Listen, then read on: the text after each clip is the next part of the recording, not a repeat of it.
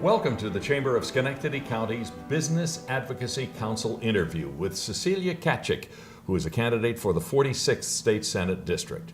I'm Jack Arnicke, and I'm pleased to be your host today.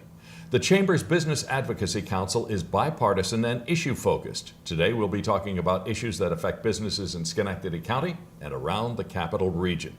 Cece, thanks very much for being with us today. Thanks for having me, Jack, and I really want to thank the Chamber for putting this together. I think it's a good idea for getting everybody's ideas out. And the one really big issue, I think, in any district around here these days is education. Local businesses, the Chamber businesses, need an educated workforce to continue to be competitive nationally and internationally as well as locally. They just have to have the people there, and one of the big complaints is the people are not there in many cases. How big a priority is education for you?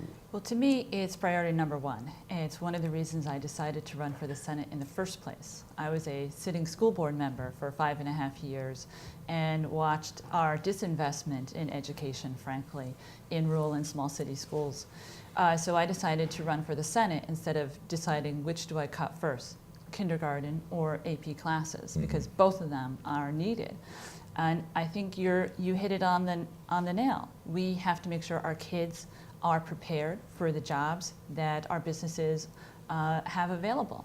And we are seeing a lot of investment in high-tech industry, and we need to make sure that our kids are getting the education they need. And we're competing globally on, for kids who really need to step it up.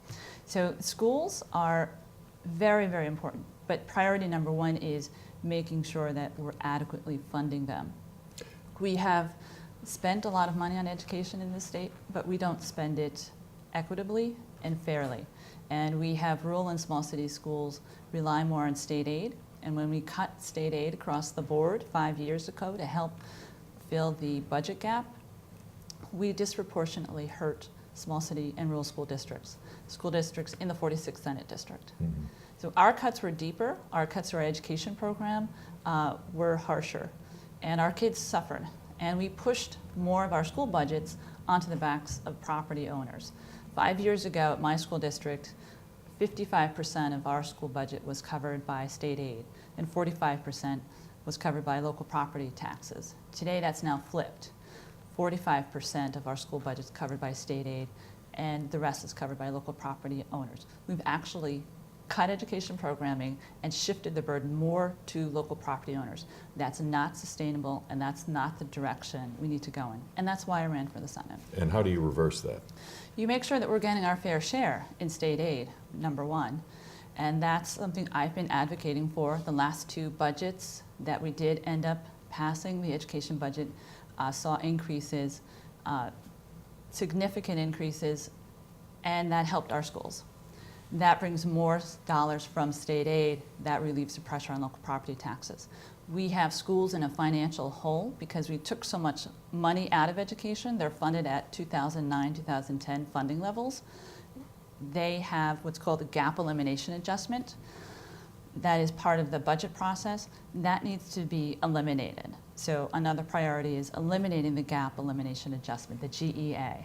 I know it's complicated, but we've got to get our schools out of the fiscal hole they're in and make sure they're getting adequately funded. And one of the issues with GAP too is you have, like, the city of Schenectady getting only 54% of the state aid it's supposed to get. There's a district down on Long Island getting 110%. How do you, in that whole process, make things equitable? Well, we elect representatives who will fight for our school districts, not for Long Island school districts. And that's a clear example of the advocacy we need up here, focusing on our needs here in the district. I have residents in Schenectady and Rotterdam complaining about the school taxes that keep going up because we're not getting our adequate aid going to places like the Schenectady School District. So I'll be focused on making sure we get what we need here in our local district. Where do you sit on Common Core? Common Core is one of those issues that's created a lot of fervor, but the way I look at it is we have to increase rigor and accountability in our schools. This Common Core is standards So we're raising standards of what we want our kids to achieve. How it was implemented was very problematic, and the state education department did a lousy job. And it seems that the education department seems to have this disconnect between the schools and what we're seeing in the classroom and what they're proposing in Albany. I don't think it's a good idea to just throw out the Common Core standards. I think we have to ensure that the state education department hears loudly and clearly that they need to do a better job. And we did make some changes in the legislative arena to help mitigate the impact of this transition. But one of the key issue areas, again, is making sure our schools are adequately funded. We've given them more challenges. We've raised the bar. We want them to meet it. We need to make sure they're adequately funded. So you can't raise the bar to places like the Schenectady School District and then not adequately fund them. So it's been very frustrating. So that's one of the reasons why I voted no on all the Board of Regents when they came up for appointment, because I want people on the Board of Regents to be able to stand up and say, we need to do the right thing for our kids. And that means give our schools more time and support to transition to this new Common Core, and it needs to make sense in the classroom. So the teachers need more flexibility to take the kids from where they are to meet these new standards. So the basic Common Core standards, the overall concept of Common Core, you're in favor of? Yes, I am. Okay. I am not in favor of how it was implemented. And and if you look at the business industry, the Business Council, every business group out there is saying we support raising standards, and they support the Common Core standards. It's just we need to do a lot of work to help our schools get to where they need to be. One of them is making sure they're adequately funded and reduce the burden on local property owners. So there's you've got the financing, how we finance schools as one part of the discussion. The other is, how do we make sure that the kids we're graduating today are ready for those jobs that our businesses have and the ones that we think will be coming up? Ensuring that programs like P-TECH get funded. We have 16. P-TECH is? It's this new way of involving businesses in school curriculums, and it's a statewide program. There were 16 grants funded in this most recent round, and I attended a grand opening of a P-TECH school in Fulton, Montgomery County. And the businesses are working with school district personnel to develop curriculum. The kids are working on project-based concepts of learning as opposed to sitting in classrooms. So they're working in teams, and they're working with local businesses from 9th grade on. And at the end of the second year, they start transitioning to the community college, and they'll be taking community college classes in junior and senior year. And then they'll be taking 2 years at the community college, and they'll end up with an associate's degree. All along, they're developing relationships with the business community. They have business members who are mentoring the kids, and we see this is something that's really going to get at the core issue you mentioned, is making sure that our workforce is prepared to help our local businesses. So I hear it all the time when I meet with businesses that they're having a hard time finding people who have the skills to do their jobs. Manufacturing, I think, is coming back to New York, but we need employees to run $1 million machines. And you have to have a lot of skills to do that, and attention to detail. So it's a very exciting program to see that type of initiative come forward. And when you look at something like Global Foundries, which is in essence a manufacturing plant, manufacturing computer chips, when you look at the battery plant at GE, very, very automated, but yet still essentially a manufacturing plant. Manufacturing isn't what my generation and my father's generation knew. Absolutely. And you have in Utica the nanotech right. center starting up. So I see this corridor between Albany and Utica that we're part of, and I see education as being a key to being what we provide as an economic engine.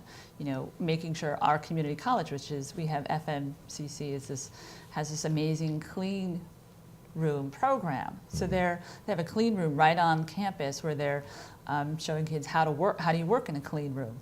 You need to don on the garments, and there's specific protocols. That's the type of program community colleges are putting out there to help be help our kids be prepared for these potential jobs. One of the indictments of people who observe education is that on a worldwide basis, American kids graduating aren't really all that competitive. We're in the 20-something behind a lot of other countries for science and technology and so on and so forth. Is there anything legislatively or in the state Senate that a state senator can do to improve that other than supporting things like Common Core? Well, we don't set education policy. No, I know you don't. And we leave that up to the state education department and the Board of Regents, which is why I want to see the Board of Regents acknowledge that we do have these challenges, and how do we help our schools meet those challenges. And to me, our job is to make sure we have the funding and the financing available to Right. help our school districts. No matter what, even if your school district has only 300 kids or it has 10,000 kids, you still have to educate those kids. And in rural areas, it comes back to we don't have the capacity to educate kids if we only rely on local property taxes, which is why state aid is so important. They keep coming back to making sure that we're getting our fair share. We don't need more than we need, but we need a fair share, a fair distribution of education funding to support school districts throughout the state, not just in wealthy areas. So I'll be fighting to make sure we get our fair share. And while education, the increased local contribution to education is one pull on local taxes, mandates is the other. The governor has said that the state is very good at telling local governments what to do, but not providing any money to do that. How are you going to attack that basic issue? How do you see your role in that? Well, I think that's a really important point. The state can do a lot to help reduce the costs of services. We often mandate you have to do something. And for school districts, even a small school district has to implement the mandates, and they often don't have as much resources as larger school districts do. But one of the things I've been working on is, as ranker on the elections committee, we have 2 separate primary dates. And this has been going on for years. You have state and local primary dates in September. The congressional primary date is in June. We are wasting taxpayer money by not combining those 2 dates. We should have one primary date. That would save the county governments $50 million every 2-year election cycle. Wow.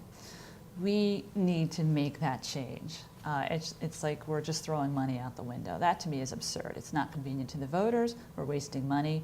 And it's clearly an unfunded mandate that only the state legislature can change. The Assembly Democrats, the Senate Democratic Conference have all supported moving it to 1 day to save money. That to me is something we need to get done. There's other issues around helping communities provide efficiency in services. So we did legislation to allow the town of Mohawk to take over the village of Fonda Fire District. The town of Mohawk Fire District is now covering the village of Fonda District.